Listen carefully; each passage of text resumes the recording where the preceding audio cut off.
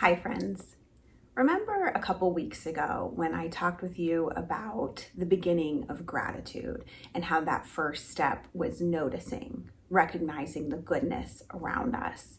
Well, I saw an article this week that was talking about just that and cited a study that I thought was kind of an interesting thing. Because so many times in school right now, the project is going to be, what are you thankful for? What are you grateful for? And so many kids are just not going to be able to answer that question. And that's completely normal that they can't answer that question because as grown-ups, we're completely skipping ahead of the process where they actually grow that gratitude. And this is why, and I thought this was such an interesting study. So this is from the Growing Grateful Children Project at UNC Chapel Hill. So they explored gratitude experiences with families and their children that have grown from kindergartens to young teens.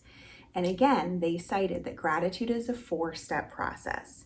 The first is what we notice in our lives for which we can be grateful. 2 is how we think about why we have been given those things. 3, how we feel about the things that we have been given.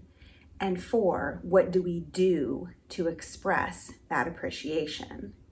And so when we're asking kids, what are you thankful for? We're asking them to skip to parts 3 or parts 4 to be able to talk about how they feel and to be able to express that thankfulness.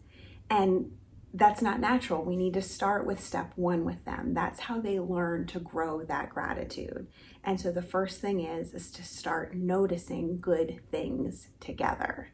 And so it all goes back to that. And that's something that, yes, children developmentally need to learn how to notice and then think about and feel and express. But as grown-ups, we can do the same thing. We can follow that same process to learn that skill of how to live in a way of gratitude. And so that first step is noticing, and then we can start to think and feel and express. But when we're asking kids to just jump to step 4, especially our youngest ones, that's a hard thing. And so modeling, noticing those good things, and maybe finding a way as a family to document that in a way that works for you. One of the things that, we hear suggested, we talked before about a gratitude journal and how that might work for some people, but for a lot of people, that's not going to work. We hear the same thing about a gratitude jar, noticing things, writing it down, putting it in a jar. So you have this whole jar full of goodness, which again is a great idea, but what happens when you're at the park in the middle of your day and you notice something? Are you going to have a paper to write it down? Are you going to remember to transfer it? So let's think about what way is that we could actually make it work. So what about a shared note on your phone? Something where you can jot down what it is you're noticing and maybe have something that's shared with your family, especially when you have older kids where they're going to be able to see that.